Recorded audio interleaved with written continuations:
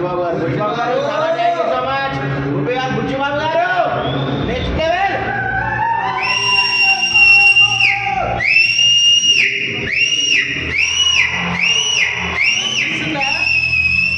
sound